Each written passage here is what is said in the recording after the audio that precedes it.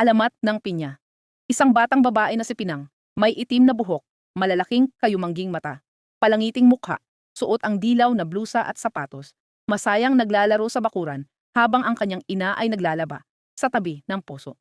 Sa loob ng bahay kubo, si Pinang na may itim na buhok, malalaking kayumangging mata, suot ang dilaw, ay nakaupo at nanonood lamang habang ang ina ay abalang nagluluto at naglilinis. Ang ina ni Pinang, isang masipag na may bahay, pawis na pawis, habang naglalampaso sa sahig. Habang si Pinang ay nakaupo sa sulok, nakangiti, walang pakialam. Isang araw, si nanay ay nanghihina sa kama. May sakit, habang si Pinang may itim na buhok at suot ang dilaw, ay nakatayo sa gilid, hindi marunong magluto ng lugaw. Si Pinang ay nagrereklamo sa loob ng kusina, may itim na buhok, malalaking kayumangging mata, suot ang dilaw na blusa at sapatos. Sinasabi, "Inay, nasaan ang sandok? Nasaan ang bigas?" Si nanay, kahit may sakit, ay napuno na sa inis. At mahina, ngunit mariing sinabi, "Sana magkaroon ka ng maraming mata para makita mo lahat." Drenya, habang si Pinang ay nakatayo malapit.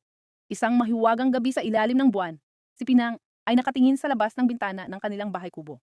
Tila may mahiwagang hangin na umiikot sa paligid niya. Kinabukasan, si nanay ay gulat at takot na naghanap kay Pinang sa bawat sulok ng bahay, sa likod ng pinto, sa silong, at maging sa bakuran. Sa gitna ng bakuran ay may tumubong kakaibang halaman. Si nanay ay nakaluhod sa tabi nito. Nagtataka kung ano ito. May lungkot sa kanyang mata. Ang halaman ay lumaki at namunga ng isang prutas na kulay, dilaw, matinik, at may napakaraming mata. Si nanay ay nakatingin dito ng may pagtataka at kaba.